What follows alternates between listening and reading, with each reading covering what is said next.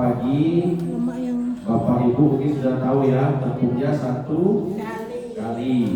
Selamat siang tepungnya 2 kali. Selamat sore tepungnya 3 kali. Selamat malam. Yang lebih kecil lagi biar dapat. Kalau lagi Di HP itu kalau kali. tepung mengganggu. Ini untuk menguji fokus dan konsentrasi kita ya Bapak Ibu. Selamat pagi. Pagi, siang, selamat pagi, siang, selamat sore, selamat malam.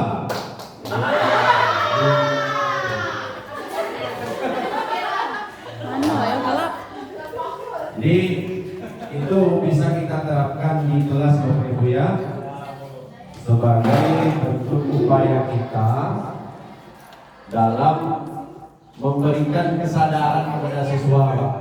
Nah, berarti pikirannya ada di kelas itu, Pak. Nah, ini kalau misalnya belum konsentrasi kan nanti susah juga kita mengajarkan. Nah, fisiknya ada di dalam, tapi pikirannya keluar. Oke, ini seperti biasa sebelum kita lanjut, kita ada kesepakatan dulu. Dimana kesepakatan kita ini disiplin waktu ya. Makanya tadi saya tanya Yume, nanti sampai jam berapa ini? Jam 12, insyaallah sampai jam 12. Saling menghargai dan menghormati, hadir penuh di saat proses kegiatan. Karena nanti kita akan interaktif Bapak Ibu. Jadi mohon nanti kalau misalnya saya sodorkan mic-nya, Bapak Ibu berbicara gitu ya. Siap Bapak Ibu, apakah ingin ditambahkan untuk kesepakatan ini? Atau mau dikurangi?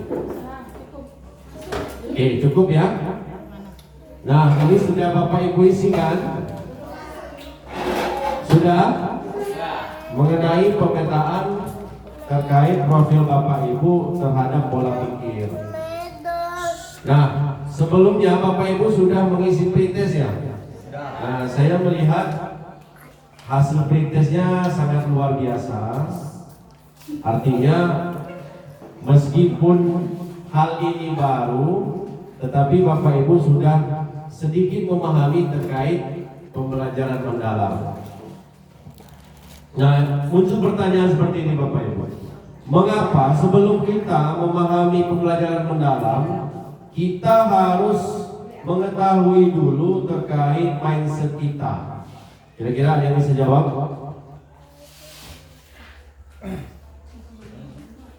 Mengapa sebelum kita memahami terkait penerapan pembelajaran mendalam, kita harus memiliki mindset, growth mindset. Itu pola pikir bertumbuh. Kenapa demikian prasyaratnya? Ada yang bisa jawab? Ya, silakan. Menurut saya, kalau kita tidak mau mengubah pola pikir, maka kita juga tidak mau mengubah cara kita mengajar terhadap kurikulum baru atau pendekatan yang baru. Sehingga kita tidak mau melakukan inovasi terhadap pembelajaran kita. Jadi kita perlu mengubah mindset kita dulu supaya kita mau mengubah mindset kita yang salah atau benar. Ya, terima kasih. Oke, benar sekali Bapak Ibu ya. Kemarin sudah menjawabkan terkait pendapatnya Kerry Dewi terkait apa itu pola pikir bertumbuh. Nah, pola pikir kan ada dua, ada pola pikir tetap dan pola pikir bertumbuh. Nah, mengapa seorang guru itu harus mengarah pada growth mindset?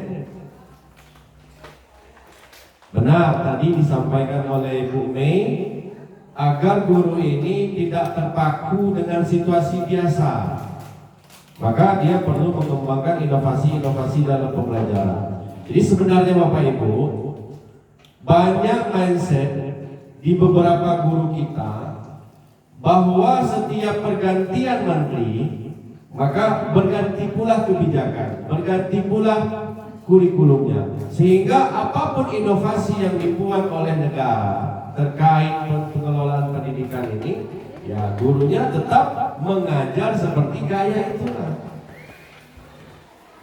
Nah, Untuk menghindari pemikiran demikian, maka perlu ditumbuhkan dulu pada diri seorang guru harus memiliki pola pikir berkembang. Karena dalam pembelajaran mendalam ini bukan masalah perubahan kurikulum, tapi penyempurnaan dari aplikasi bagaimana kurikulum itu diterapkan di kelas. Maka kita perlu menyesuaikan baik bagaimana tatanan cara kita merencanakan pembelajaran, melakukan aplikasi pembelajaran, sampai nanti merefleksikan apa yang sudah kita ajarkan kepada siswa-siswa kita, sehingga kedepannya ada perbaikan. Makanya kemarin kalau dilihat poinnya, Bapak Ibu rata-rata skornya itu di atas 41 kan? Nah, dalam artian mudah-mudahan ini jujur Pak ya. Nah, Bapak Ibu sudah mengarah pada pola pikir bertumbuh. Jangan sampai nanti Bapak Ibu sudah memiliki pola pikir bertumbuh, namun masih terjebak dengan situasi yang lampau. Nah, itu yang menghambat kemajuan pendidikan kita. Maka tantangan kita makin berat, masalah kita makin rumit di dunia pendidikan ini. Jangan sampai itu membuat kita mundur bagaimana memajukan pendidikan kita. Nah, maka kita bersama-sama menggali potensi yang ada dalam diri kita melalui penerapan pembelajaran mendalam. Nah, di sini ada pertanyaan pemantik. Mengapa pembelajaran mendalam perlu dipelajari oleh seorang pendidik? Kalau boleh Bu, ditanggapi.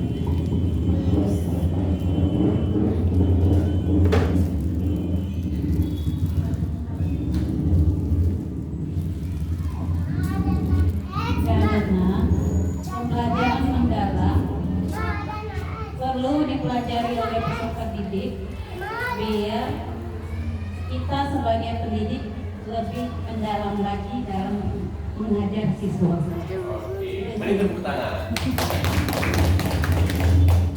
Kata kuncinya mendalami ya.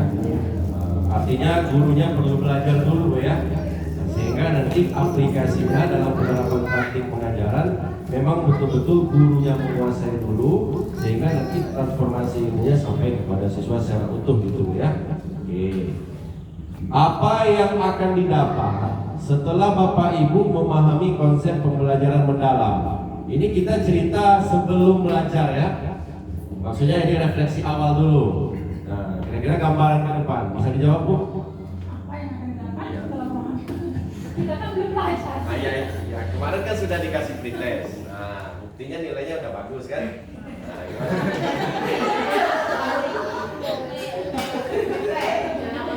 Jadi mindset kita gini Bu, kita mau akan melangkah belajar. Nah, kalau kita nanti sudah sampai dapat ilmunya, memahami, nah kira-kira dampaknya bagi ibu apa? Mungkin bisa diaplikasikan ketika belajar mengajar nanti setelah mengikuti pembelajaran mendalam ini. Oke, maksudnya jadi cerita ini bukan hanya seperti angin lalu saja Bapak Ibu ya. Kita belajar nanti betul-betul konsisten kita tekan. Itu maksudnya begitu. Nah, kemudian bagaimana cara penerapan pembelajaran mendalam yang akan Bapak Ibu lakukan di kelas? Boleh Bu?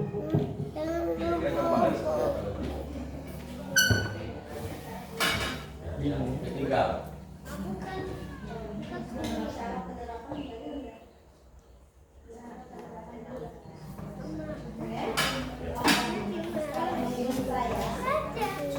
Menurut saya, cara penerapan belajar mendalam itu untuk menciptakan suasana kelas itu, suasana siswa, suasana belajar itu menjadi aktif dan menyenangkan bagi siswa. Oke, sudah dapat poinnya Bapak Ibu ya. Kata kuncinya adalah suasana pembelajaran yang menyenangkan. Nah, tahu nggak Bapak Ibu ini terkait dengan apa itu? Kalau dalam konsep pembelajaran mendalam, apa? Bermakna, berkesadaran, dan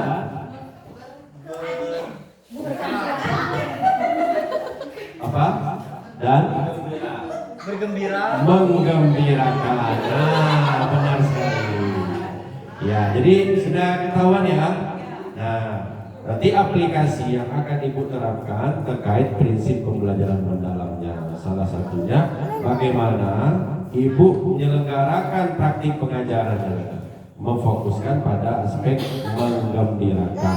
Bagaimana menciptakan suasana belajar yang menyenangkan. Gitu. Tidak dapat satu poinnya ya. Oke, ini tujuan kita. Nanti diharapkan Bapak Ibu mampu merancang pembelajaran mendalam dan manfaatnya bisa diterapkan dalam kegiatan pengajaran di kelas. Nah, ini terkait latar belakang. Kalau orang berpikir growth mindset, melihat situasi ini sangat miris Bapak Ibu ya. Tapi ini tantangan kita. Nah, tantangan kita bagaimana hasil yang rendah ini bisa kita upgrade sehingga lebih bermakna pengajaran kita dan berdampak pada perubahan kualitas literasi siswa, kemudian numerasi siswa, dan juga sains siswa. Nah, inilah kalau orang yang berpikir tetap kayaknya dia pesimis kan. Gak usahlah jadi guru, terlalu berat ini jadi guru. Karena ya situasi kita ini memang sangat buruk sekali Indonesia ini kan. Seperti kata Pak Isman tadi, rata-rata peringkat 16 dari 17 Bu ya. Nah, kalau orang sudah berpikir growth mindset, ini adalah tantangan. Bagaimana memecahkan permasalahan ini sehingga naik kelas level kita. Gitu. Paling tidak untuk kelas kita dulu. Nah, ini terkait pembelajaran mendalam. Menteri kita kan sekarang Abdul Mukti itu Muhammadiyah Pak ya? Nah, jadi referensi beliau terkait mengapa harus pembelajaran mendalam, dalam Quran itu ada surat Al-Mujadalah ayat 11 Pak ya. Kutipannya yarfa'illahu alladziina aamanu minkum walladziina utul ilma darajat. Nah, jadi aplikasinya seperti itu Pak. Niscaya Allah akan angkat derajat orang yang beriman, dan Allah juga akan angkat orang yang berilmu beberapa derajat. Nah, makanya di sini jargon untuk pembelajaran mendalam itu adalah memuliakan. Siapa yang dimuliakan? Yang pertama adalah gurunya Pak. Gurunya yang perlu dimuliakan di sini karena dia berupaya untuk memberikan ilmu pengetahuan. Dan bagaimana seorang guru itu juga harus memuliakan siswanya. Kalau kita kaitkan dengan konsep Ki Hajar Dewantara, maka dalam aplikasi pengajaran guru itu harus bisa menerapkan olah pikir. Bagaimana membangun intelektual siswa. Bagaimana guru itu menerapkan olah hati. Kalau hati berarti ini masalah akhlak ya. Nah, kemudian bagaimana guru itu mengimplikasikan olah rasa, ada nilai estetika di situ dalam mengajar, ada seninya. Dan yang terakhir, tentu ada kinestetiknya di bidang olahraga.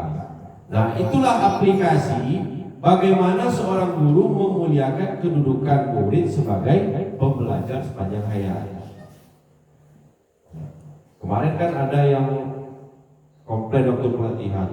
Dulu kita sangat menggaung-gaungkan Ki Hajar Dewantara. Sementara ketika menterinya diganti karena orang Muhammadiyah, Ki Hajar Dewantaranya dihilangkan. Tidak Pak. Memasukkan nilai-nilai olah pikir, olah hati, olah rasa, dan olahraga dalam praktik pembelajaran mendalam. Itu. Nah inilah dasar dari konsep pembelajaran mendalam, mulia, kemuliaan seorang guru, murid, dan termasuk ilmunya. Nah, menerapkan prinsip berkesadaran, bermakna, dan menggembirakan. Nah, kita akan bedah ini Bapak Ibu. Kita kan kenal dulu sebelum pembelajaran mendalam ini booming, ada deep learning kan. Memang sebetulnya pembelajaran mendalam ini mengadopsi dari teori deep learning. Tapi Bapak Ibu, sebagaimana pesan dari BGTK yang mewadahi bidang ini, jangan kita latah kalau nanti muncul istilah deep learning. Nah, sebenarnya maksudnya sama, tapi kita biasakan bagaimana pengucapannya itu adalah PM, pembelajaran mendalam. Karena jangan sampai nanti kalau kita sering menggunakan istilah deep learning, oh rupanya teori ini adalah teori barat. Jadi kita biasakan untuk penyebutannya adalah pembelajaran mendalam. Mungkin banyak referensi deep learning, memang sebetulnya sama sih. Nah, tapi kita sepakat Bapak Ibu ya, kita sering menggunakan dalam praktik kita pembelajaran mendalam. Nah, sebenarnya rumusnya 8, 3, 3, 4. Nah, itulah rumus pembelajaran mendalam. Nah, 8, 3, 3, 4. Nah, kalau boleh tahu yang 8 itu apa, Bu? Iya, 8 dimensi profil lulusan. Nah, 3-nya apa, Pak? 3-nya ya. 3-nya adalah siklus pengalaman belajar. Nah, 3 yang satu lagi prinsip pembelajaran mendalam. Nah, 4-nya kerangka pembelajaran mendalam. Jadi keempat komponen itulah nanti yang harus ada dalam rancangan pembelajaran kita. Nah, perlu Bapak Ibu ketahui, kalau dulu kita mengenal RPP kan, nah kemudian berubah menjadi modul ajar. Nah, kalau sekarang namanya apa, Bu? PPM, Bu. Nah, perencanaan pembelajaran mendalam. Nah, iya. Nah, jadi kalau biasanya Bapak Ibu membuat modul ajar, nah sekarang kita biasakan Bapak Ibu ya, nah, perencanaan pembelajaran mendalam. Jadi benar tadi Bu, yang 8 itu adalah 8 dimensi profil lulusan. Nah, sudah tahu belum Bapak Ibu yang 8 itu? Yang pertama kan bertakwa kepada Tuhan Yang Maha Esa. Iya, yang kedua. Oke, biasanya kalau Bapak Ibu guru nih mudah mengingatnya kan mengajar pakai nyanyi Bu ya. Nah, dia ada nyanyinya itu Bu. Nyanyi prok prok prok. 8 dimensi profil lulusan, 1 iman dan takwa pada Tuhan, 2 kewargaan, 3 bernalar kritis, yang keempat kreativitas, yang kelima kolaborasi, yang keenam kemandirian, 7 komunikasi, 8 salah ya. Ke-7 kesehatan, 8 komunikasi. Marilah sama-sama kita wujudkan. Nah, gitu. Dua, bisa kita ulang lagi Bapak Ibu? Oke. Oke Bu Juli. 8 dimensi profil lulusan. 1 iman dan takwa pada Tuhan. 2 kewargaan.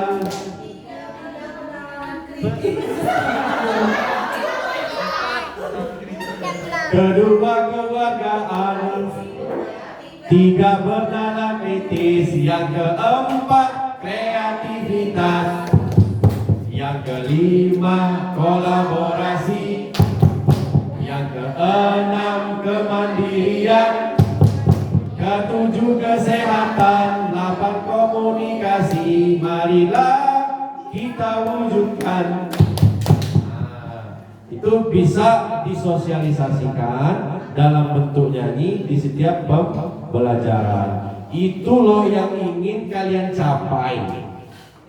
Itulah gunanya kalian belajar ini, untuk mencapai 8 dimensi profil lulusan. Kalau dulu cuma berapa? Kalau dulu cuma 6 ya. Nah, profil pelajar Pancasila. Ini kan sebenarnya penyempurnaan itu kan. Nah, penyempurnaan dari yang lalu Pak Des ya. Nah, kalau peta konsepnya ada seperti ini. Nanti silakan Bapak Ibu lihat referensinya. Tadi saya sudah kirimkan juga PPT-nya. Nah, sekarang kita fokus pada 3 yang kedua, yaitu prinsip dulu ya. Nah, prinsip pembelajaran mendalam. Nah, yang pertama itu berkesadaran, ya, mindfulness. Nah, kira-kira maksudnya apa itu berkesadaran? Bagaimana kita memberikan pelayanan kepada siswa sehingga siswa itu tumbuh dalam dirinya motivasi intrinsik untuk mulai rasa ingin tahu muncul kepada diri mereka terkait materi pembelajaran kita. Nah, berkesadaran. Apa upaya yang kita lakukan untuk menumbuhkan motivasi itu kira-kira Pak Ibu? Dengan cara apa? Karena ini berkaitan juga nanti dengan isian perencanaan pembelajaran kita. Ya, kira-kira praktik apa yang bisa kita lakukan sehingga muncul berkesadaran ini? Boleh Pak Riz?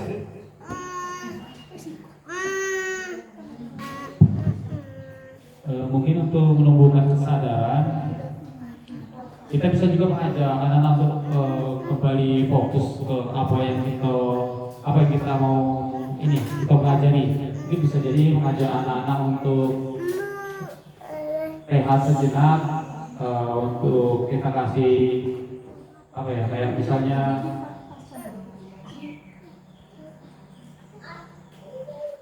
misalnya kayak game atau kayak ice breaking lah, bisa ice breaking. Dan setelah ice breaking anak-anak gembira. Mungkin setelah gembira anak-anak bisa kembali kita ajak untuk fokus kembali dan bisa ajak anak-anak untuk kembali fokus atau bahasanya sadar tadi kan. Benar Bapak Ibu ya. Nah, bagaimana kita mengembalikan fokus siswa, fokus terhadap pembelajaran kita. Biasanya berkesadaran itu di awalkah, di tengahkah, atau di akhir biasanya kita lakukan? Biasanya di tengah, bisa di tengah. Lagi sedang kita sedang proses pembelajaran, mulai main-main anaknya, maka kita hidupkan kembali suasana kelasnya dengan fokus kepada siswa. Jadi aplikasinya Bapak Ibu bisa dengan speaking, bisa dengan games, bisa juga dengan memberikan pertanyaan pemantik. Karena ini yang jarang sekali dilakukan oleh guru Pak. Kan ada golden cycle ya, memberikan pertanyaan why, how kepada siswa. Mengapa?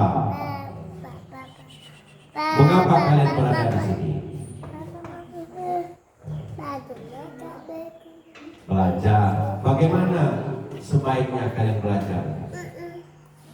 Duduk rapi, berkelompok. Apa yang bisa kalian lakukan untuk mencapai pembelajaran seperti itu? Nah, paling tidak ada usaha kita, Bapak Ibu, menumbuhkan kesadaran siswa dengan menanyakan kepada siswa terkait pertanyaan-pertanyaan pemantik seperti itu, sehingga tumbuh dalam diri mereka itu motivasi internal. Dan bisa juga dengan mengamati. Sering kita memutar video motivasi misalnya, atau kasih nasihat dulu, Pak. Biasanya guru agama kasih nasihat dulu. Nah, itu bisa kita lakukan. Bisa menjamkan mata sejenak, itu kita kasih musik relaksasi. Iya, bisa juga. Mindfulness, ya. Nah, bisa. Nah, sebenarnya kan sudah kita terapkan, Bapak Ibu ya. Nah, sekarang tinggal kita konsisten menerapkannya. Itu pada aspek kesadaran. Nah, yang kedua yaitu bermakna, meaningful.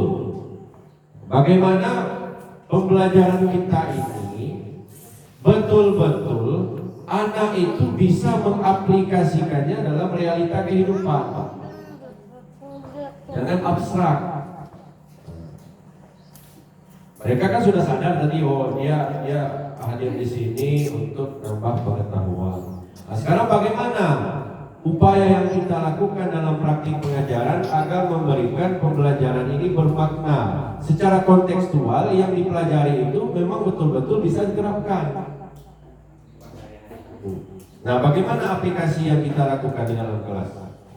Dengan mencontohkan materi pembelajaran yang kita ajarkan itu dengan realitas kehidupan sehari-hari. Ya, caranya Misalnya kalau kami di bidang IPA itu misalnya mempelajari kegunaan listrik, misalnya untuk keseharian aku itu misalnya misalnya tanpa listrik kan untuk hidup sehari-hari, HP kan dapat fungsi kalau dari listrik tadi, karena HP dapat dicas, setidaknya sinyalnya hilang kayak itu. ya, benar, Bu. Ada lagi nggak Bapak Ibu?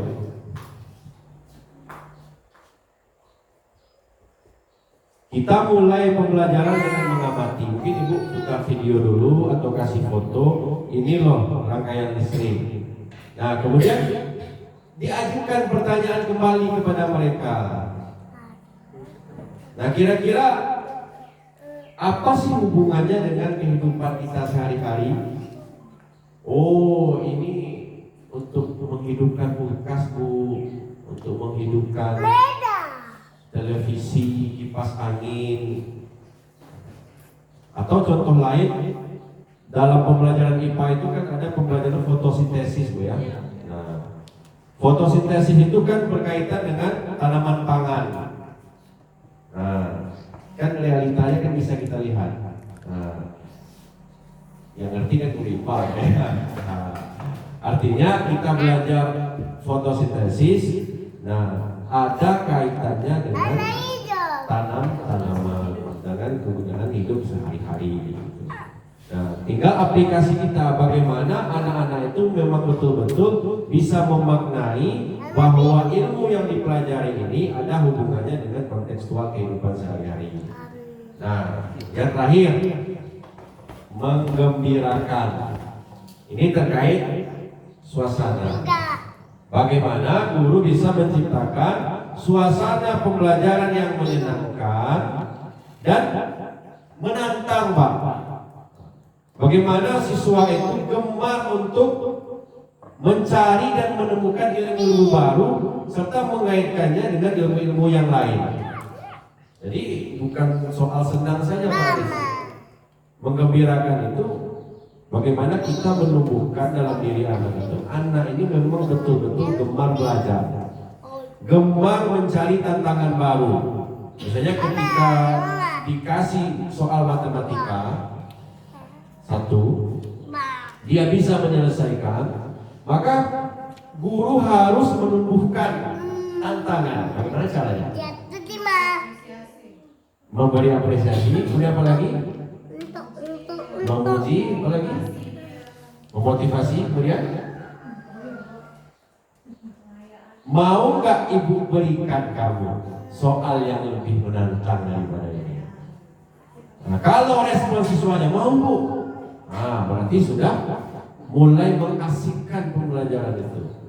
Nah terkadang anak-anak kita kan mengapa kalau dia sudah mengerti, kemudian dia bosan, dia keluar. Karena apa? Karena di dalam itu tidak ada yang menantang lagi, Pak.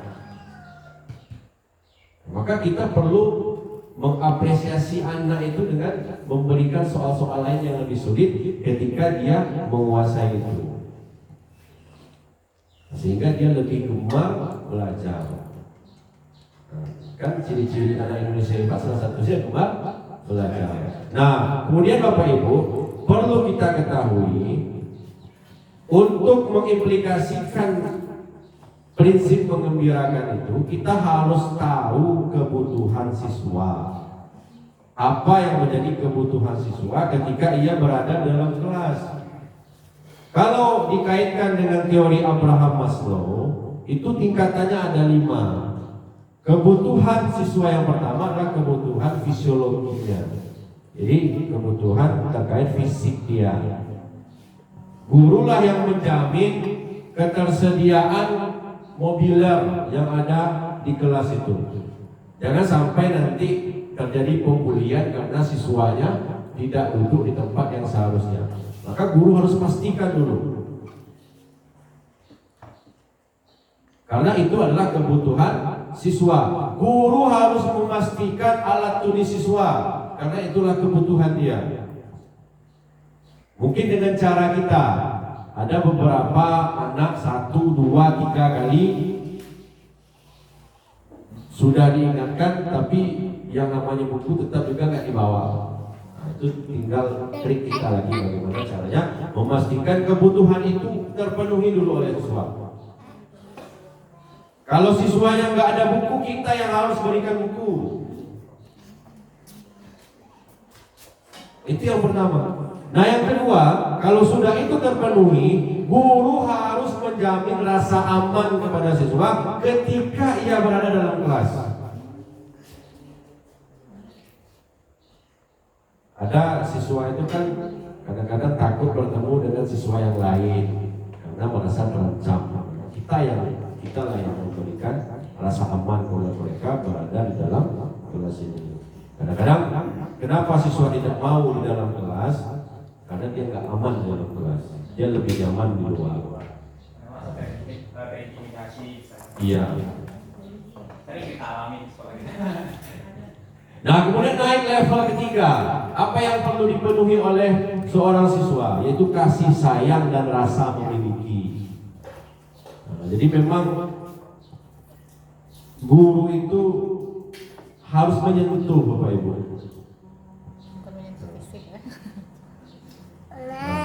Ini strategi kita. Kalau biasanya kita cenderung agak keras, temperamen, nah kita bagaimana kita bisa menumbuhkan kasih sayang kepada siswa dan anak-anak itu merasa oh inilah rumah mereka, inilah cara mereka untuk mengejar masa depan. Nah naik level berikutnya penghargaan. Benar kata Bu Juli tadi, kita harus memberikan apresiasi kepada siswa.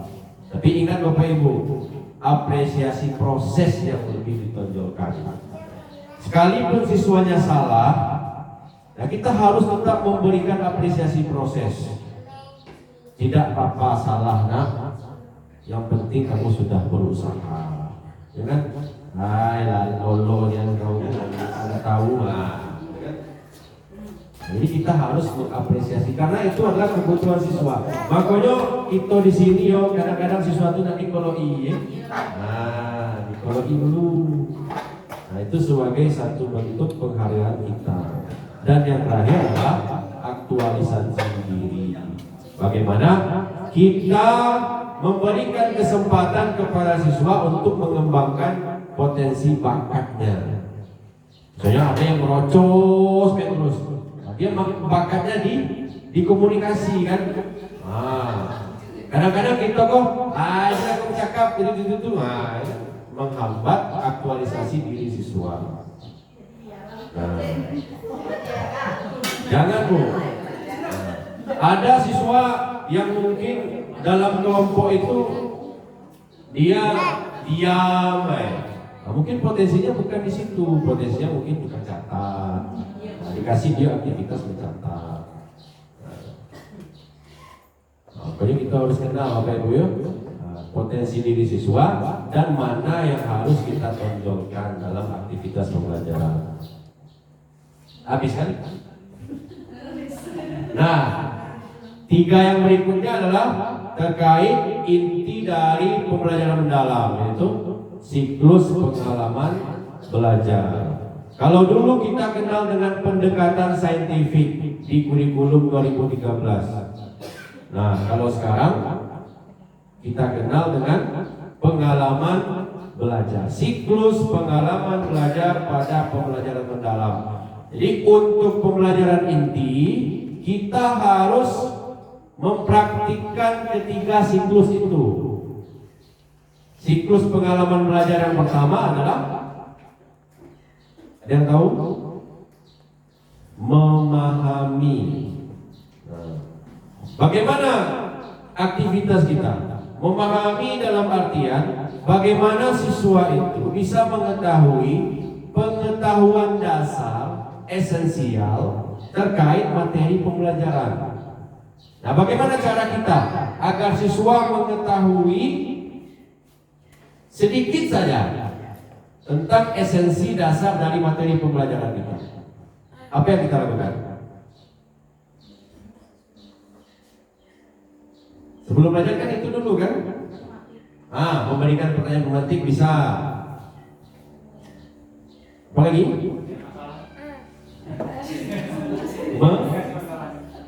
Mau? Pretest ya benar, pretest bisa. Pretest, apa lagi? Menyampaikan materi bisa. Ya bisa menanyakan review pembelajaran.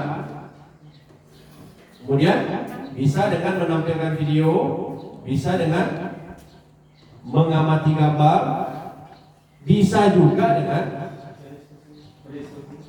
melakukan intervensi pola pikir kepada siswa dengan cara suruh dia membaca buku dulu di rumah. Kalau dia tidak punya buku, maka Bapak Ibu nanti silakan buat grup WhatsApp, kirimkan modul atau bahan bacaan yang bisa diakses oleh siswa, dibaca oleh siswa sebelum pembelajaran itu dilakukan pada besok harinya. Nah, itu usaha yang bisa kita lakukan. Karena musuhnya sekarang banyak di HP itu. Banyak sekali. Paling tidak kita sudah berusaha bagaimana kita ini memberikan informasi terkait materi yang akan kita pelajari di hari besoknya. Begitu juga dengan pretest. Pretest kalau tidak memungkinkan di saat jam pembelajaran, kita lakukan di rumah. H-1 pembelajaran, nah malamnya atau sore harinya kita kirim link. Nah, kita lakukan pretest terkait pembelajaran. Paling tidak kita sudah tahu mana yang betul-betul sadar akan posisinya sebagai siswa untuk belajar. Dari 30 siswa dalam satu kelas itu hanya 15 orang saja. Berarti 15 orang ini lah kira-kira ya. Nah 15 yang lagi perlu bimbingan. Perlu bimbingan Pak. Nah ini terkait kan praktiknya. Bapak Ibu bisa semua kan mengaplikasikan akun belajar. Nah salah satu fitur yang bisa dimanfaatkan adalah Google Form. Kita sederhana saja Google Form. Nah kalau misalnya susah mencari referensi, kira-kira referensinya dicari di mana? AI. Di AI. Nah, bisa di Gemini, bisa di ChatGPT, bisa di Canva. Nah, tinggal kita saja lagi mau nggak melakukan itu. Nah kalau masih berpikiran pola pikir tetap, kan susah kita kan. Nah sebenarnya kan ada hubungan ya, memahami tadi dengan penerapan prinsip pembelajaran mendalam. Sama aja kan? Artinya tahapan memahami, bagaimana anak itu bisa menguasai esensi dasar dari pengetahuan. Cara yang kita lakukan adalah dengan menerapkan prinsip pembelajaran mendalam.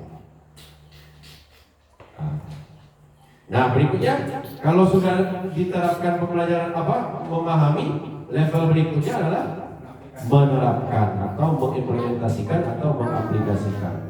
Nah, barulah ketika dia sudah mengetahui materi dasar, materi pembelajaran, kita kaitkan dengan kondisi kontekstual dalam kehidupan sehari-hari. Bisa nggak ini diterapkan ilmunya? Seperti contoh dalam pembelajaran bahasa, di tahapan memahami, mungkin materinya tentang wacana. Anak-anak tahu, oh ini loh bentuknya wacana, ini loh bentuknya cerpen, ini bentuknya laporan. Nah, ketika naik level ke mengaplikasikan, maka bagaimana guru itu bisa meyakinkan anak bahwa ilmu yang dipelajarinya itu bisa diterapkan dalam kehidupan sehari-hari. Mereka mulai menulis. Nah, mereka menulis cerpen, menulis cerita, menulis apa. Jadi praktik di kelas nanti anak-anak itu memang betul-betul menulis.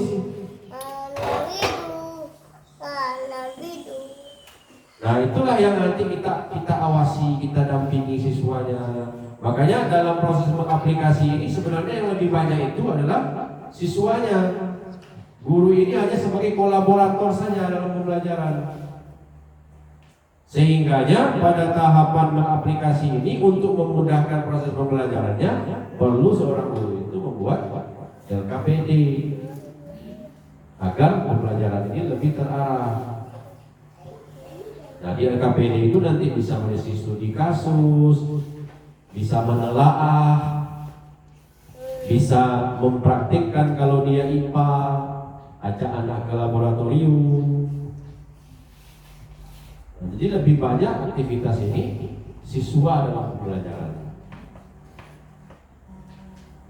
Nah, barulah nanti tahapan berikutnya merefleksikan.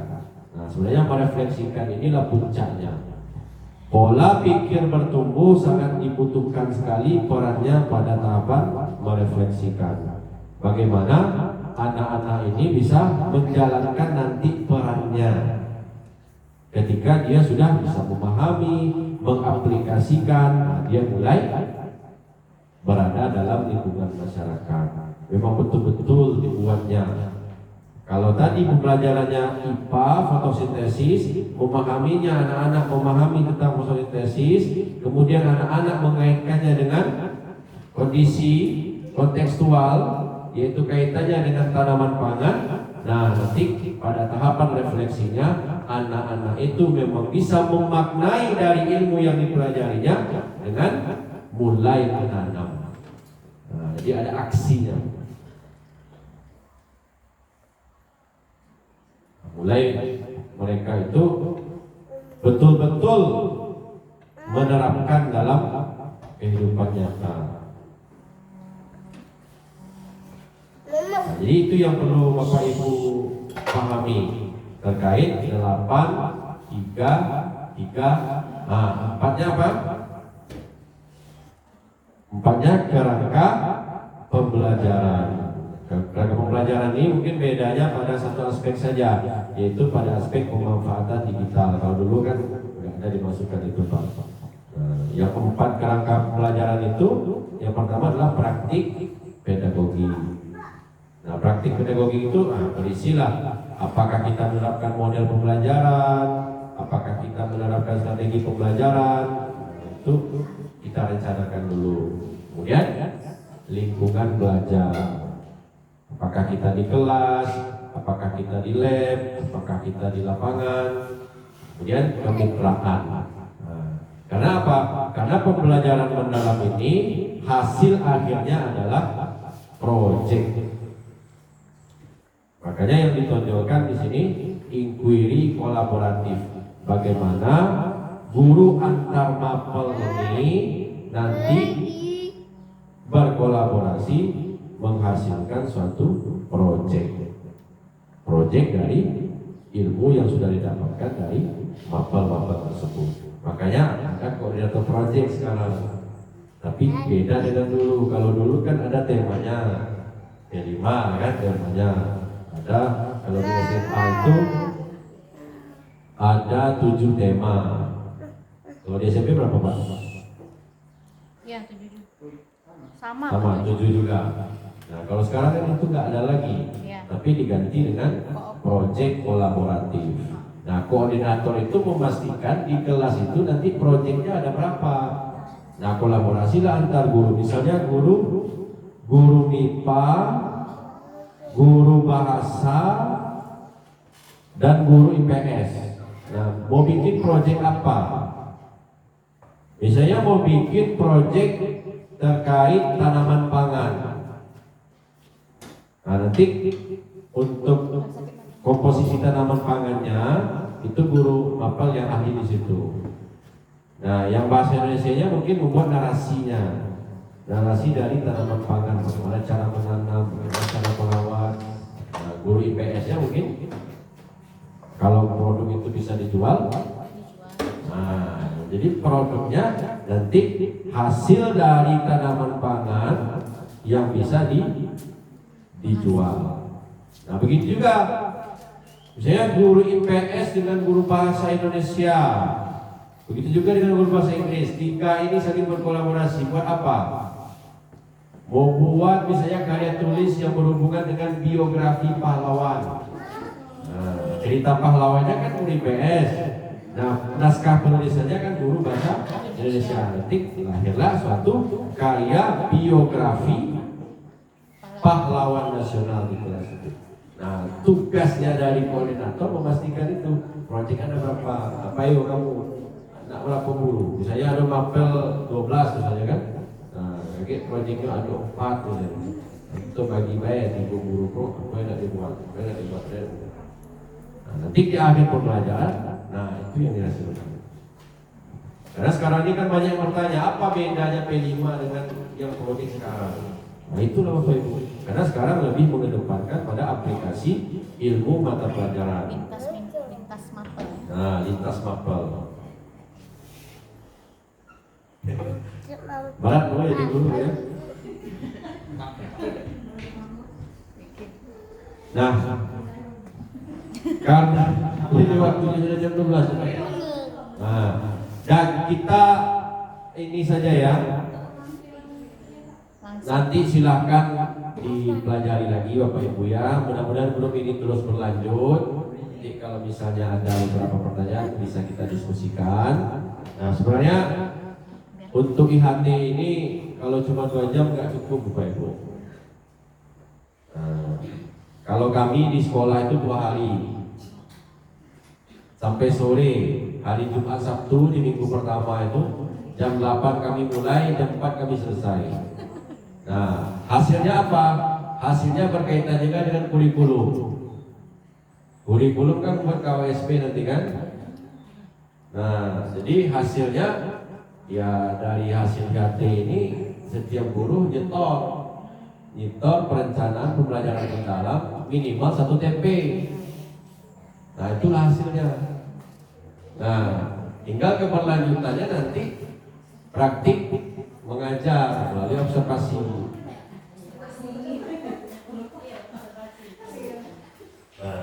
Nah ini sudah saya kopikan. Nah format ini format yang kami sepakati waktu pelatihan. Jadi kita sepakati nanti kalau misalnya ada kegiatan pengimpasan, nah sampaikan kepada guru-gurunya kita formatnya seperti ini.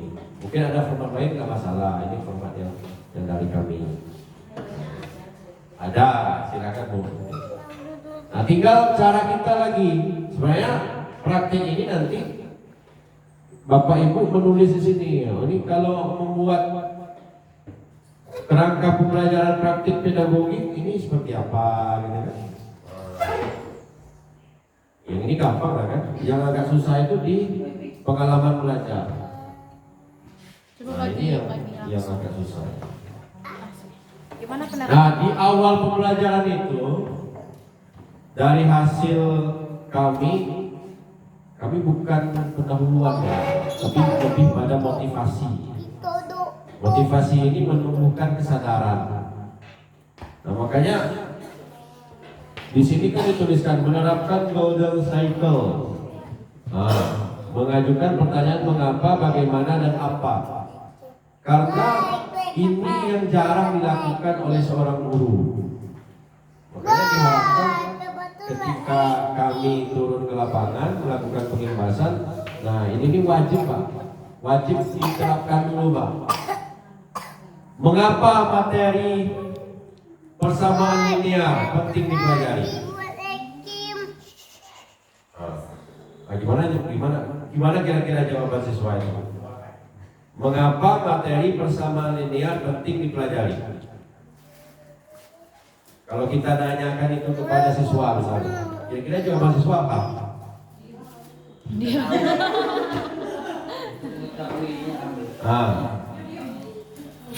Nah nanti ibu bawa saja foto jembatan gantung Bu. Karena ada yang lurus, ada yang melengkung Bu ya. Nah yang lurus inilah persamaan linear. Nah yang melengkung inilah persamaan kuadrat. Di kaki kalau kau ngerti kok ya, kaki kau bisa buat jembatan gantung. Karena matematika ini kan apa gitu namanya aku ini apa penerapannya? Anak-anak itu padahal matematika itu dasarnya. Jadi harus banyak bawa ini Bu, cari referensi, jangan abstrak, harus ada contoh konkret kontekstual ya. Oke. Bagaimana tahapan pembelajaran yang akan dilakukan?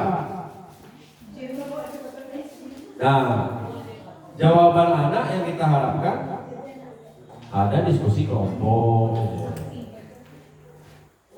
Oke, bagaimana lah kita nak belajar kira-kira menurut kamu ya? Kalau Bu Julina aja itu kemana? Kita pernah belajar ya. Nah, cuman lah kendak kamu kita belajar sekarang.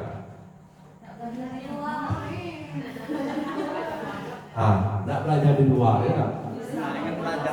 Karena anak-anak belum terbiasa dengan pertanyaan pemantik ini. Apa hasil yang akan didapatkan setelah belajar? Nah, kita kok kan belajar ya, 3 jam belajar nah baliknya sih kok dapat apa?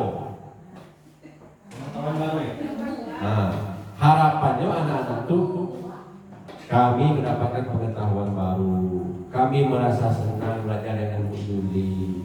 Nah, karena kami bisa buat surat.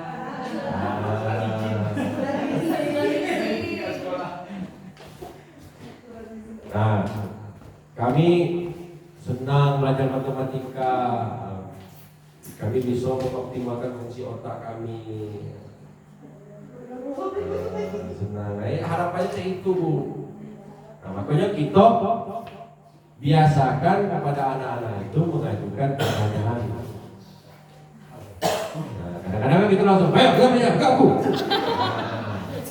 Oh, 2 ya. Nah, kau belajar kita. Catat.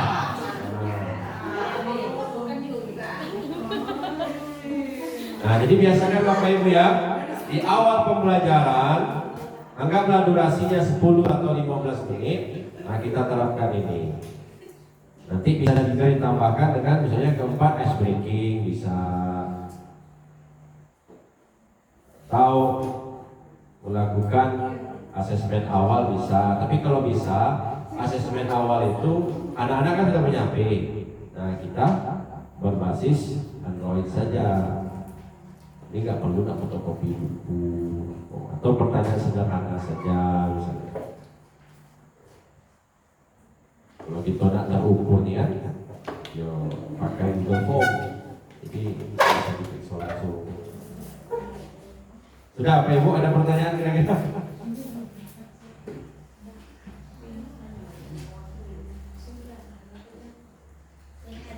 Ya. Ada sedikit pertanyaan di sini di nomor 2 kerangka pembelajaran. Di situ ada poin B. kemitraan pembelajaran. Ya. Nah, yang saya tanyakan, kalau kita membuat PPM, apa harus kita membuat kemitraan dengan guru mata pelajaran? Misalnya pelajaran matematika bermitra dengan pelajaran apa? Itu saja. Nah, ini formatnya Bu ya. Ini nggak wajib semuanya Bu. Ada yang opsional. Misalnya yang opsional itu diidentifikasi. Identifikasi kesiapan peserta didik itu opsional. Boleh dibuat, boleh tidak. Kalau mau dibuat silakan. Kalau tidak, tidak masalah. Kemudian identifikasi karakteristik materi mata pelajaran ini juga opsional. Kalau mau dibuat silakan dibuat, kalau tidak nggak masalah. Nah, dimensi profil lulusan wajib. Nah, kemarin kami sepakati minimal 2, maksimal 3. Ini tinggal checklist saja. Nah, tinggal checklist saja. Iya, nggak usah terlalu dibuatkan apa. Di checklist saja. Misalnya kalau di PJOK fokusnya kan lebih pada kesehatan, Pak ya. Nah, kemudian kolaborasi karena dia berkelompok sudah. Kalau di PKN lebih fokus pada kewargaan, kemandirian, kolaborasi. Nah, jadi cukup di checklist saja. Nah, begitu juga dengan kerangka pembelajaran. Kerangka pembelajaran ini yang wajib 2, opsional 2. Nah, yang wajib itu praktik pedagogis. Itu wajib. Nah, terkait model pembelajaran, fokus dari pembelajaran mendalam itu bukan pada model pembelajaran. Karena kalau menerapkan model pembelajaran, kita harus ikut sintaknya. Nah, tidak boleh, karena banyak. Saya ada bagi contoh yang RPP Badan Usaha itu discovery learning, dia harus mengikuti sintaknya. Nah, kalau misalnya susah menerapkan, buatnya strip model pembelajaran, tidak menerapkan model pembelajaran. Nah, pendekatan pembelajaran mendalam. Metodenya mungkin bisa diskusi atau studi kasus dan lain sebagainya. Nah, kemitraan pembelajaran itu opsional Bu. Nah, kalau memungkinkan silakan, kalau tidak nggak masalah. Karena kita ini kan punya kesibukan. Kalau misalnya ingin menghadirkan guru mapel lain ke kelas kita, maka kita janjian dulu Bu. Nah, atau bisa juga kemitraan ini dibangun melalui penugasan. Misalnya IPS membuat tugas esai misalnya. Nah, nanti esainya minta tolong guru bahasa Indonesia koreksi ya. Nah, itu bisa. Nah, tapi di luar jam pelajaran. Tapi kita nggak perlu undang dia untuk hadir dalam kelas. Tapi kalau untuk menguatkan lagi, itu bisa Bu. Bisa, misalnya ibu mau kerjasama dengan siapa? Dengan guru IPA misalnya. Nanti dikuatkan lagi karena dalam matematika ada aplikasi soal cerita ke mata pelajaran IPA. Nah, bisa. Misalnya terkait arus listrik. Karena gini juga kadang-kadang matematika itu penerapannya bisa di fisika, bisa di ekonomi kalau kami di SMA Bu ya. Misalnya anak-anak belum belajar tentang diferensial, turunan integral mereka belum belajar. Sementara di fisika itu sudah menerapkan itu. Jadi gimana caranya? Ya, guru fisika sudah membuat soal cerita yang menerapkan turunan misalnya. Sementara di matematikanya anak-anak ini belum belajar turunan. Kira-kira bagaimana cara menyikapinya itu? Pak, kami tidak ngerti turunan, kami tidak ngerti itu, belum belajar matematika.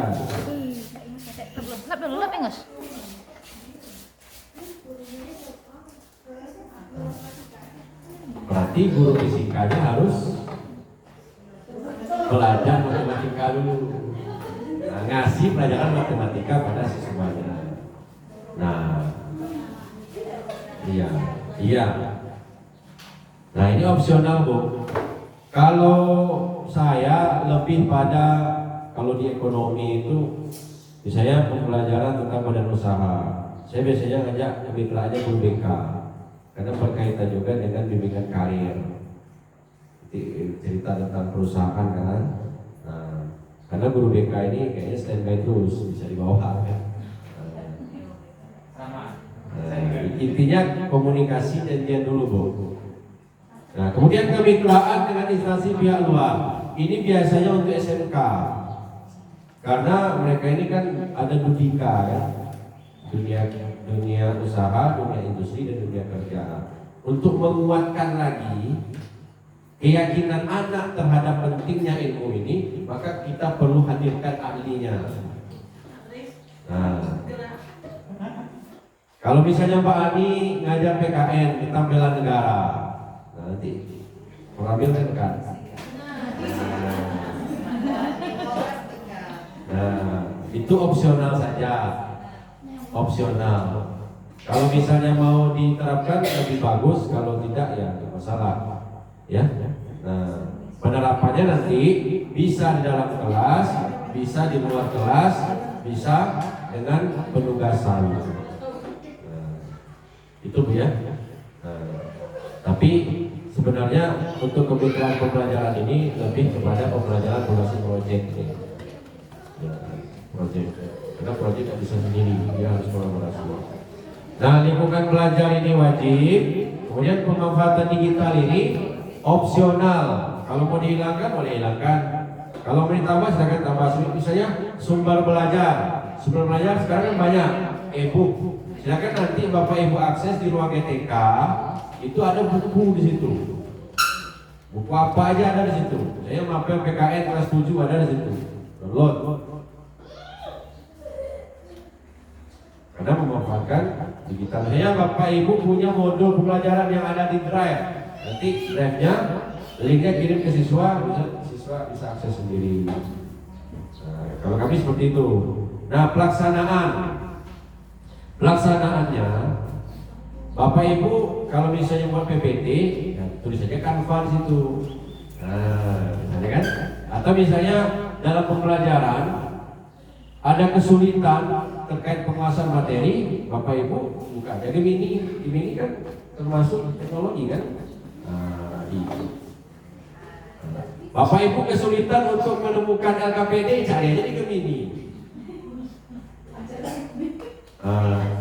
Jadi nggak ada lagi alasan, cuman cara membuat LKPD itu, cuman cara membuat soal tuh.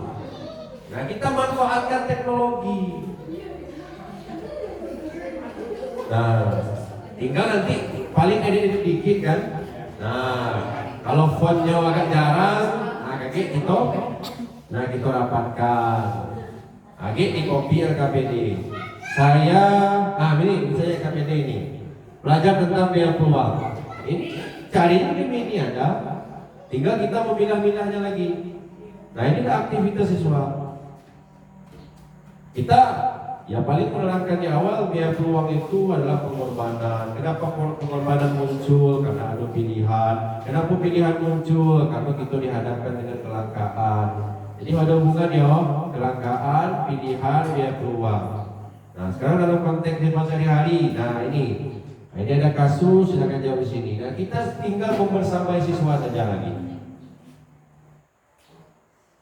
Nah pilihan, kau ada pilihan ya? Apa yang kau putuskan, itulah pilihan. Nah dari situ. Lisa memutuskan untuk menonton film apa itu di situ.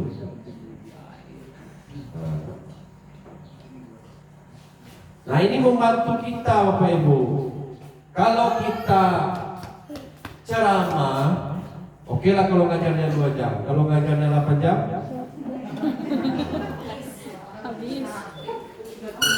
nah, sementara kita harus memastikan siswa itu berada dalam kelas belajar. Jangan kata orang schooling without learning. Sekolah tapi tidak belajar. Gurunya ada, siswanya ada dalam kelas tapi tidak merasakan belajar. Ada yang tidur siswanya, ada yang kawan-kawannya. Nah kalau tipikal anak-anak kita ini kalau misalnya dikasih kasus, dikasih dia beraktivitas, dia galak menggawaikan, tinggal kitanya lagi mengawasi siswanya. Nah, kalau dia bagi kelompok duduk di sini, kita ada juga di situ.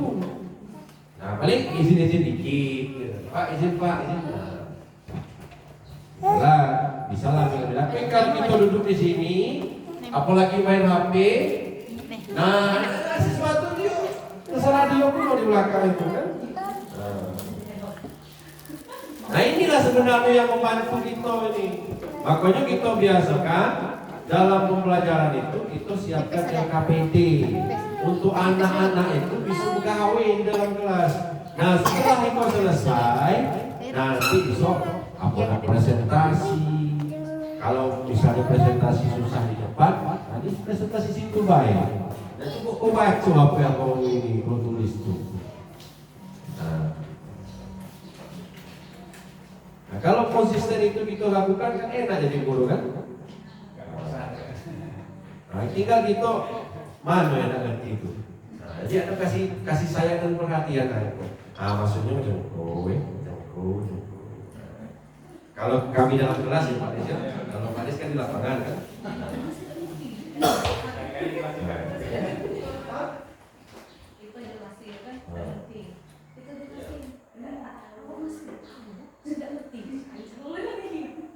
Iya, begitu Bu.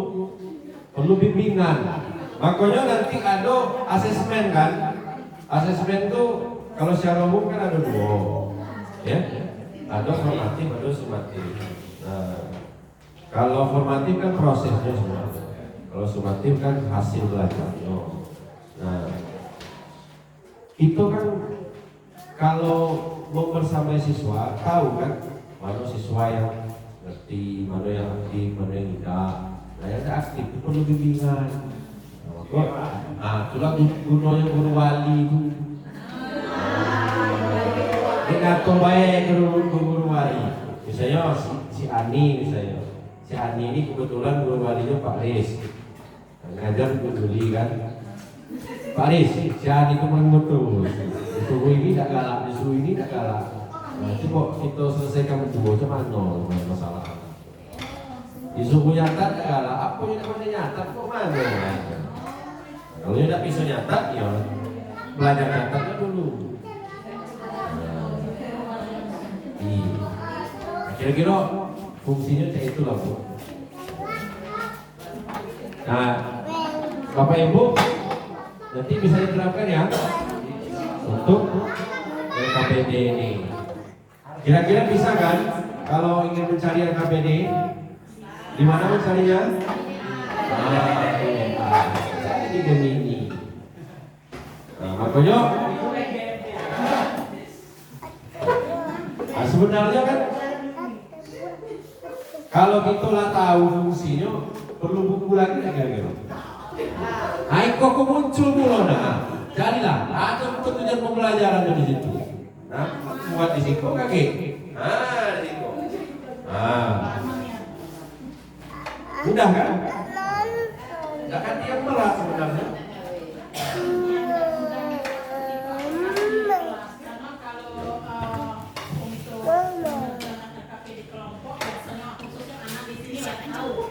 Ini khusus pribadi aku.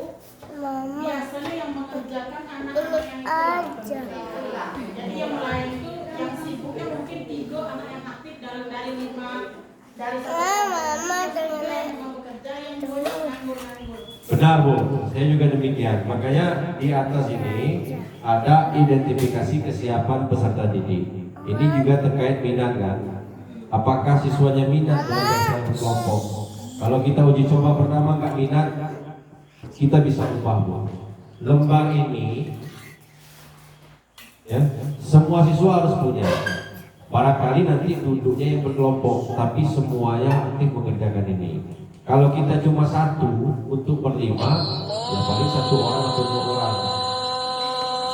Nah kalau bisa semuanya dapat ini ya, biar mereka tuh ada pekerjaan.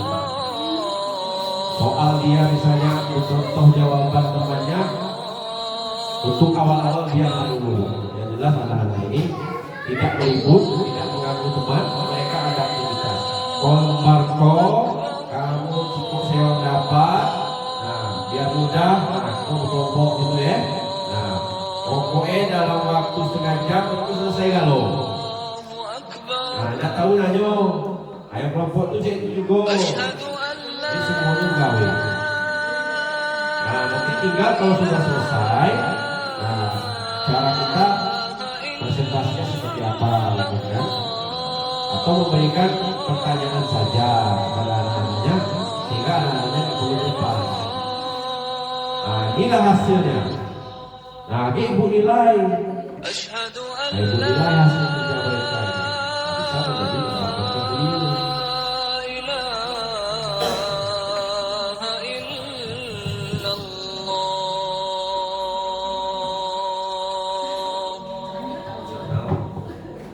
أشهد أن محمد رسول الله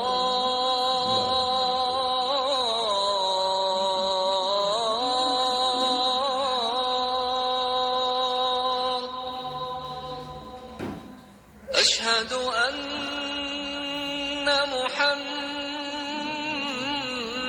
رسول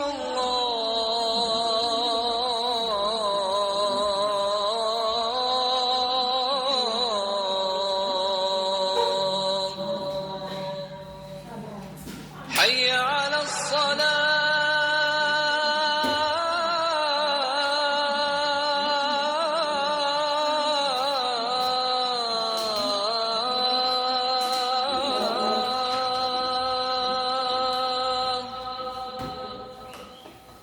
حي على الصلاة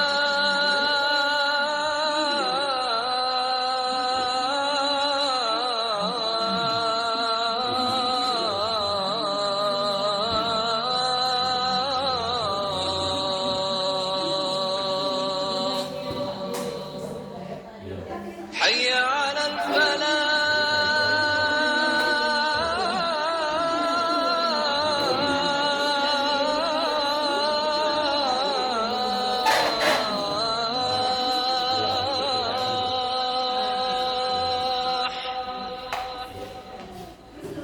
حي على الفلاح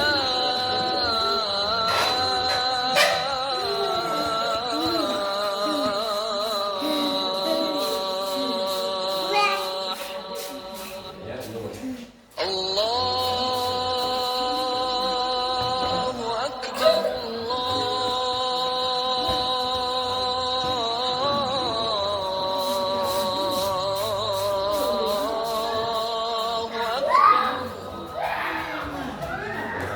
لا إله إلا الله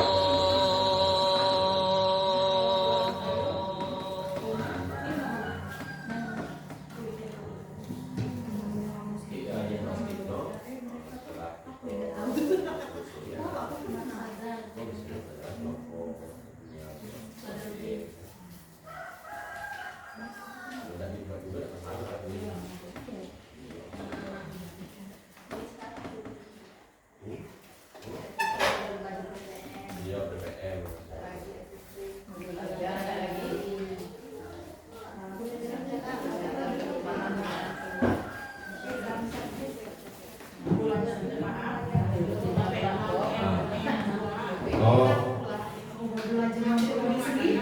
Oke, Bapak Ibu.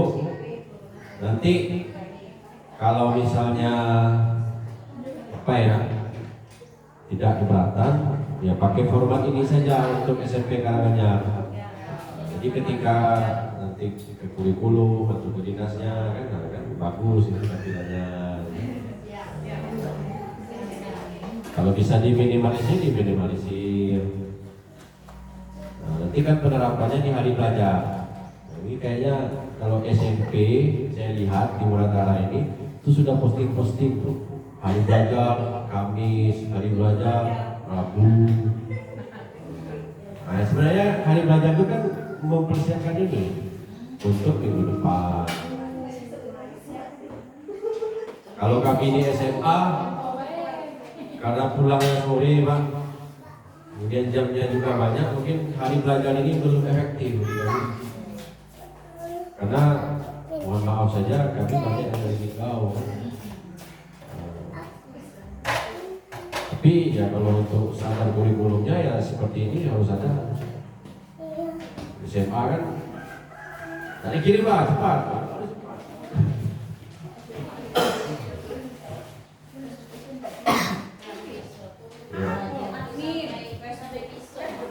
Nah, makanya ini sebenarnya dipraktikkan, ditulis. Kalau ini sudah bisa ya. Sekolah SMP Karanganyar, mata pelajaran IPA, fase D, ya kelas 8. Nah, tadi pembelajaran ya tentang fauna. Iya, nanti kita buat untuk PPM Yang- kita yang perencanaan rumit itu apa, Ibu? dalam. Jadi dikumpul satu TP baik. Di tahapan Ya nanti pengalaman belajar kalau dulu ada PP namanya. yang kegiatan inti. PPM. Nah, ini yang sulit ini. Jadi kan ada Yang perlu pemahaman mendalam di jadi sini. tinggal isi baik. Apalagi kalau kita menerapkan model pembelajaran. Membeli stimulus dulu macam-macam. Sebenarnya intinya itu juga, cuman tidak boleh menyalahi sifatmu. Nah, maka itu sederhana baik. Kalau misalnya agak kurang paham mengenai model pembelajaran, tak usah. Memahami bagaimana cara guru agar siswa itu mengetahui pengetahuan dasar terkait materi. Mungkin mengamati kan, nah, diberikan video atau diberikan gambar atau langsung dipraktekkan Pak Riz. Kalau olahraga misalnya gitu kan, nah coba kamu kelik Pak nah caranya belakang, nah ini coba kamu, nah dia menanya, mulok beda Pak yang Pak macam tu, yang anak kau macam tu, nah itu mulai terasa itu. Jadi mulai dengan contoh dulu dari kitanya. Nah, jadi alur pembelajaran inti kita tuh kalau bisa seragam. Prosesnya mengamati dulu. Diberikan video, diberikan gambar, diberikan beberapa pertanyaan, untuk menggali level memahami ini. Nanti kita kaitkan aktivitas itu dengan 3 prinsip ini. Prinsip berkesadaran, bermakna, dan menggembirakan. Nah, sampai level memahami, nah, baru kita menerapkan aplikasi. Kita kaitkan dengan kehidupan sehari-hari. Kita pakai LKPD ini. Jadi LKPD ini sebenarnya tahapannya itu di implementasi, menemukan atau menelusuri secara teori dengan kontekstual sehari-hari. Misalnya tentang biaya peluang, ini ada kasus bisa misalnya. Kalau di matematika soal cerita, itu di aspek mengimplementasi. Jadi mengimplementasi itu anak-anak itu pegawai di LKPD. Nah, itu membersamai siswa. Nah, itu aktivitas itu. Kalau di olahraga mengimplementasi, mungkin anak-anak itu mulai mencoba ya. Mudah-mudahan ada teknik baru. Nah, baru terakhir merefleksi. Nah, kita tadi sudah belajar tentang ini ya.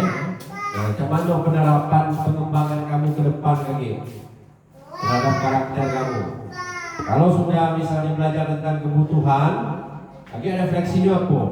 Oh, jangan jajan terus, hemat, aplikasinya kan. Anak-anak tuh menyadari akan pentingnya ilmu. Kalau tidak diterapkan sesuai dengan teorinya di masyarakat, dia akan jadi masalah. Makanya ada pengembangannya, sehingga nanti kalau anak-anak bisa merefleksi, Dia bisa memaknai dari hasil pengetahuannya dan menghasilkan sebuah produk atau proyek. Nah, sampai dengan lahir penutup, refleksi dan tindak lanjut. Sebenarnya refleksi ini yang menjadi tonjolan dulu di pelajaran mendalam ini. Pokoknya seluruhnya refleksi sekarang kan. Guru suruh buat refleksi, Pak ya. Sudah observasi misalnya, Pak ya. Oke, di ruang GTK-nya disuruh ngisi apa, Pak? Refleksi ya. Refleksi itu Pak ya, tidak boleh jalan ke siswa. Kalau kami oleh kepala sekolah itu mana ada guru buat refleksi nyalahi murid, Pak, ditukar, Pak. Suruh tukar. Tidak boleh kamu dan nyalahi murid, salah diri kamu dewe.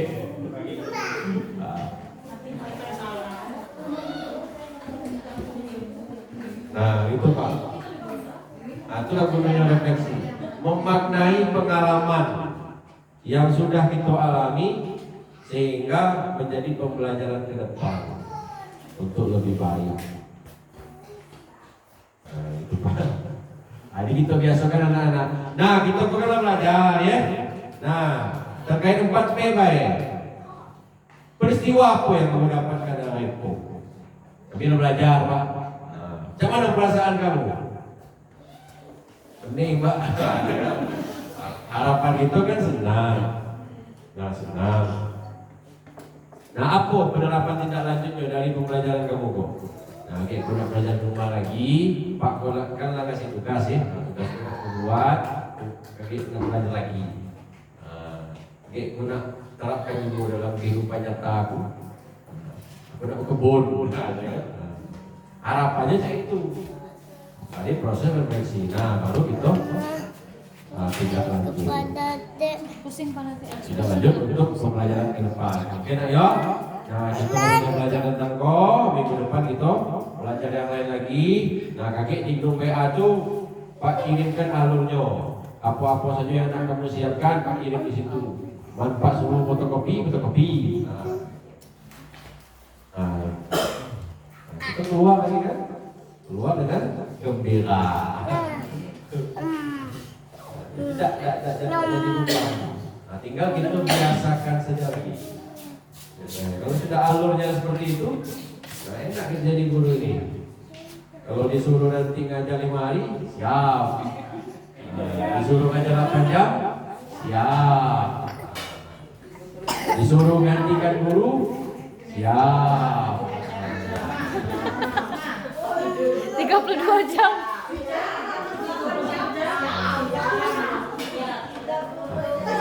Nah, kita buat soal. Kalau buat soal, nggak usah pening-pening kan, Bu?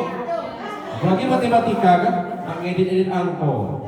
Mana ibu mengandalkan kecerdasan ibu dewe, ibu yang penting, Bu. Andalkan kecerdasan buatan. Cari baik di sini, tuh, dipilah-pilah baik. Nah, kadang-kadang kita sebagai guru, kalau kakek nak ujian, soalnya tiap tahun itu baik, tak ada inovasi. Nah, dia dah mau kumpul soal tahun belakang. Nah, padahal sekarang ada kemudahan, Pak. Nah, jadi ini di AI itu meskipun keluar banyak, nah tinggal kita pilih-pilih. Nah, kalau udah galak ngedit, kolaborasi dengan guru informatika, sudah ngedit.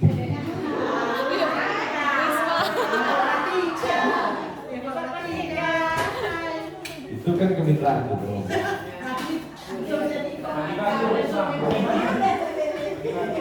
Lintas mapel, kokurikuler kan? Iya.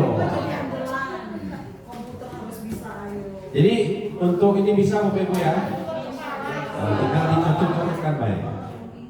Yang jelas konsisten Bapak Ibu memberikan pertanyaan pemantik pada siswa. Itu yang penting. Terus memberikan NKPD pada siswa. Kalau tidak keberatan, pembiayaannya dari Bapak Ibu itu.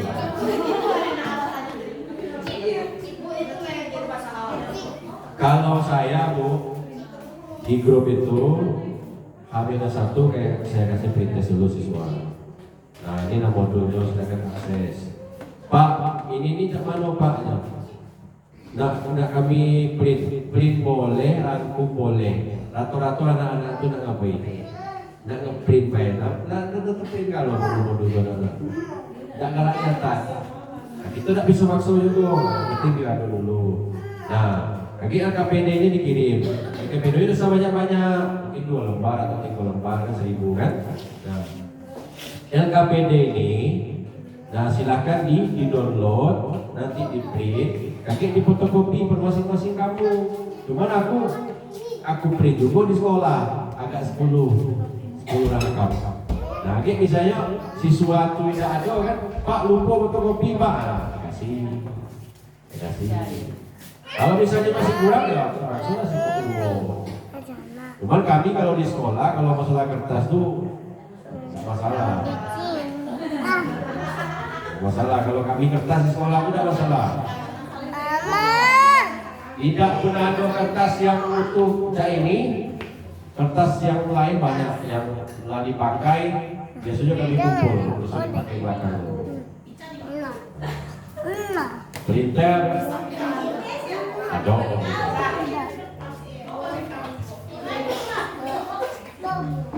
Itu sebagai antisipasi. Tapi kalau sertifikasi kalau kan? Ibu ada dah. Kalau sertifikasi kalau ada.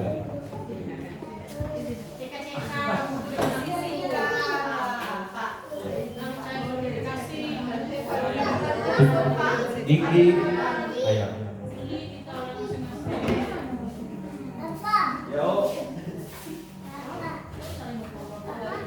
Terima kasih kepada Pak Yopan Saputra telah memberikan ilmu yang baru untuk kita Bapak Ibu. Kemudian kita sepakati untuk format PPM-nya seperti yang dibagikan Pak Yopan. Nanti kita coba adaptasi sesuaikan dengan mapel kita masing-masing melalui guru belajar ya, melalui guru belajar. Dan materi yang diberikan juga sangat menarik. Kalau memang ada peluang Bu Ica, nanti kita minta lagi kelanjutan dari kegiatan ini ya. Iya, minta kabar lagi Pak Ibu. Baik Bapak Ibu, kita tutup kegiatan kita hari ini dengan sama-sama melapaskan hamdalah. Terima kasih. Kita akhiri wabillahi taufiq wal hidayah. Assalamualaikum warahmatullahi wabarakatuh.